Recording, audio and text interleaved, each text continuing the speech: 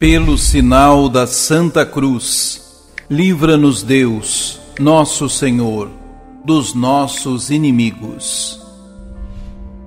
Dispostos a deixar que o Senhor realize sua obra em nossa vida, somos questionados nesta liturgia sobre quem é Jesus. A resposta de Pedro nos compromete com o reino de Deus e nos impele a dar também uma resposta pessoal, inspirada pela sabedoria divina. Agradecemos ao Pai por todos os que se põem a serviço da comunidade. Proclamação do Evangelho de Jesus Cristo, segundo Mateus. Naquele tempo, Jesus foi à região de Cesareia de Filipe e ali perguntou a seus discípulos: Quem dizem os homens ser o Filho do Homem?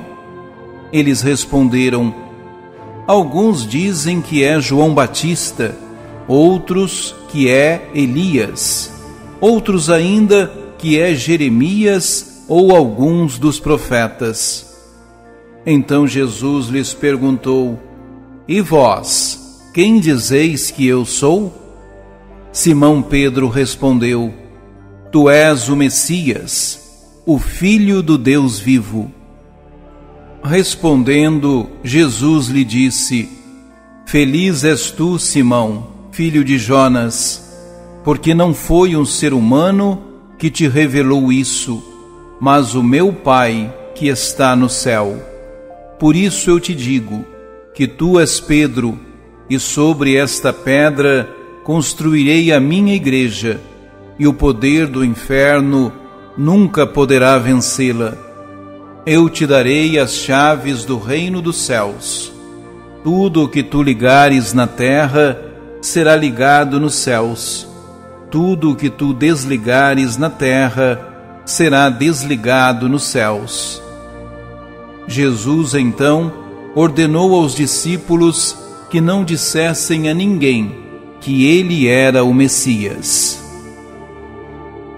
Palavra da salvação. O nosso texto pode dividir-se em duas partes. A primeira, de caráter mais cristológico, centra-se em Jesus e na definição da sua identidade. A segunda, de caráter mais eclesiológico, centra-se na igreja, que Jesus convoca à volta de Pedro. Na primeira parte, Jesus interroga duplamente os discípulos, acerca do que as pessoas dizem dele e acerca do que os próprios discípulos pensam. A opinião dos homens vê Jesus em continuidade com o passado: João Batista, Elias, Jeremias ou algum dos profetas. Não captam a condição única de Jesus, a sua novidade, a sua originalidade. Reconhecem apenas que Jesus é um homem convocado por Deus e enviado ao mundo com uma missão, como os profetas do Antigo Testamento, mas não vão além disso. Na perspectiva dos homens, Jesus é apenas um homem bom, justo, generoso, que escutou os apelos de Deus e que se esforçou por ser um sinal vivo de Deus, como tantos outros homens antes dele. É muito, mas não é o suficiente. Significa que os homens não entenderam a novidade do Messias, nem a profundidade do mistério de Jesus. A opinião dos discípulos acerca de Jesus vai muito além da opinião comum. Pedro, porta-voz da comunidade dos discípulos, resume o sentir da comunidade do reino na expressão: Tu és o Cristo, o Filho de Deus vivo. Nestes dois títulos resume-se a fé da Igreja de Mateus e a catequese aí feita sobre Jesus. Dizer que Jesus é o Cristo, Messias, significa dizer que ele é esse libertador que Israel esperava, enviado por Deus para libertar o seu povo e para lhe oferecer a salvação definitiva. No entanto, para os membros da comunidade do reino, Jesus não é apenas o Messias, é também o Filho de Deus. No Antigo Testamento, a expressão Filho de Deus é aplicada aos anjos, ao povo eleito, aos vários membros do povo de Deus, ao rei e ao Messias Rei, da linhagem de Davi. Designa a condição de alguém que tem uma relação particular com Deus, a quem Deus elegeu e a quem Deus confiou uma missão. Definir Jesus como Filho de Deus significa não só que ele recebe vida de Deus, mas que vive em total comunhão com Deus, que desenvolve com Deus uma relação de profunda intimidade e que Deus lhe confiou uma missão única para a salvação dos homens. Significa reconhecer a profunda unidade e intimidade entre Jesus e o Pai, e que Jesus conhece e realiza o projeto do Pai no meio dos homens. Os discípulos são convidados a entender dessa forma o mistério de Jesus. Na segunda parte, temos a resposta de Jesus à confissão de fé da comunidade dos discípulos, apresentada pela voz de Pedro. Jesus começa por felicitar Pedro, isto é, a comunidade, pela clareza da fé que o anima.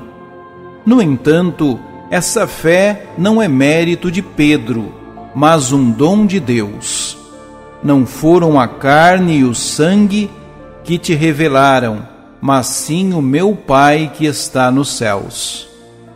Pedro, os discípulos, pertence a essa categoria dos pobres, dos simples, abertos à novidade de Deus, que tem um coração disponível para acolher os dons e as propostas de Deus. Esses pobres e simples estão em contraposição com os líderes, fariseus, doutores da lei, escribas, instalados nas suas certezas, seguranças e preconceitos, incapazes de abrir o coração aos desafios de Deus. O que é que significa Jesus dizer a Pedro que ele é a rocha? O nome Pedro é a tradução grega do hebraico Efa, rocha, sobre a qual a igreja de Jesus vai ser construída? As palavras de Jesus têm de ser vistas no contexto da confissão de fé precedente. Mateus está, portanto, a afirmar que a base firme e inamovível sobre a qual vai assentar a eclesia de Jesus é a fé que Pedro e a comunidade dos discípulos professam. A fé em Jesus como Messias, Filho de Deus vivo. Para que seja possível a Pedro testemunhar que Jesus é o Messias, Filho de Deus, e edificar a comunidade do reino, Jesus promete-lhe as chaves do reino dos céus e o poder de ligar e desligar. A entrega das chaves equivale à nomeação do administrador do palácio, de que falava a primeira leitura. O administrador do palácio, entre outras coisas, administrava os bens do soberano, fixava o horário da abertura e do fechamento das portas do palácio e definia quais os visitantes a introduzir junto do soberano. Por outro lado, a expressão atar e desatar designava entre os judeus da época o poder para interpretar a lei com autoridade, para declarar o que era ou não permitido, para excluir ou reintroduzir alguém na comunidade do povo de Deus. Assim, Jesus nomeia Pedro para administrador e supervisor da igreja, com autoridade para interpretar as palavras de Jesus, para adaptar os ensinamentos de Jesus a novas necessidades e situações, e para acolher ou não novos membros na comunidade dos discípulos do reino. Trata-se aqui de confiar a um homem, Pedro, um primado, um papel de liderança absoluta da comunidade dos discípulos?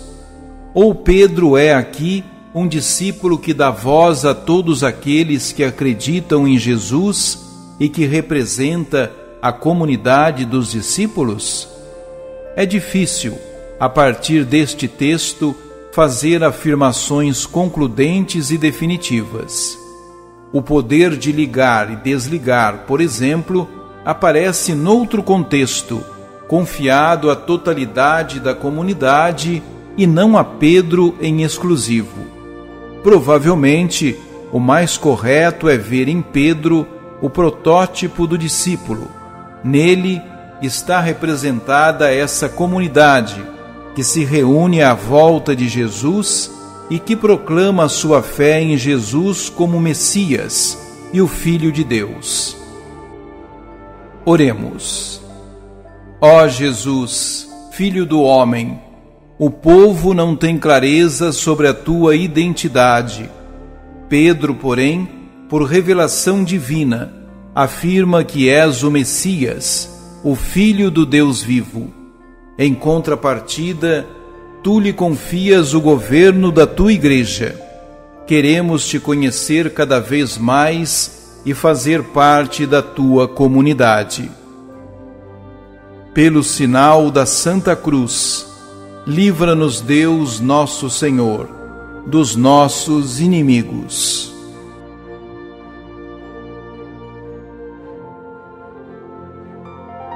Ajude-nos a evangelizar. Se inscrevam em nosso canal, ativem o sininho, dê o joinha em nossos vídeos e compartilhem a palavra de Deus.